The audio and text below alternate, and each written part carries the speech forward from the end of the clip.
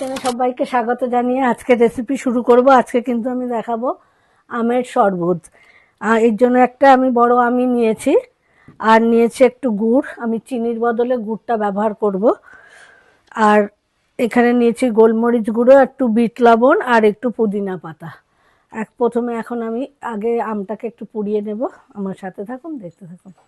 ওভেনটা জ্বালিয়ে দিয়েছি আমি। এই আমটাকে ওপরে রেখে একটু বাড়িয়ে দিচ্ছি। আস্তে আস্তে উল্টে পাল্টে ভালো করে আমটাকে পুড়িয়ে নেব। উল্টে পাল্টে কিন্তু এরকম ভালোভাবে আমটাকে পুড়িয়ে নিলাম। এরপরে ঠান্ডা করে খোসা ছাড়িয়ে আমের পাল্পটা বার করে নেব।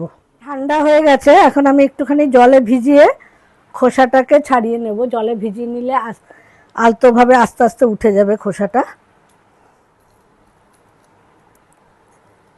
এইভাবে আস্তে আস্তে করে খোসাটাকে ছাড়িয়ে নিচ্ছি।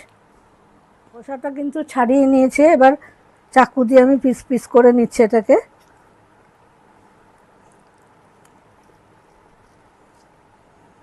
বন্ধুরা, পুরোটা আমের পাল্প কিন্তু বার করে নিয়েছি। এবার আমি মিক্সি গ্রাইন্ডারে একটুখানি ঘুরিয়ে নেব।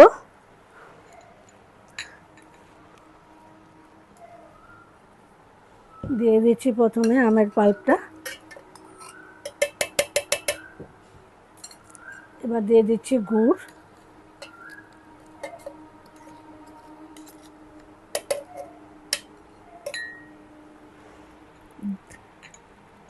দিয়ে দিচ্ছি পুদিনা পাতা, কয়েকটা ভালো তাজা পাতা আমি ধুয়ে ভালো করে জলে ভিজিয়ে রেখেছিলাম।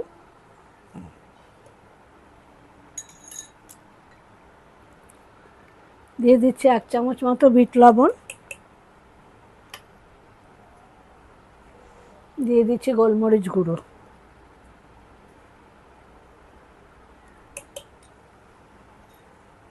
দু মিনিটের মধ্যে ফিরে আসছি। বন্ধুরা, মিক্সার গ্রাইন্ডারে মিক্সড করে ফিরে আসছি।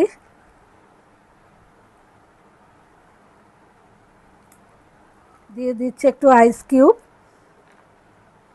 বন্ধুরা, তাহলে দেখতেই পেলেন আম পোড়া শরবত কত সহজে এবং কত সুন্দরভাবে হয়ে গেল। আর পুদিনা পাতাটা তো ডাইজেস্টের জন্য 1 নম্বর, সেটা তো আপনারা সকলেই জানেন, বলার অপেক্ষা রাখে না।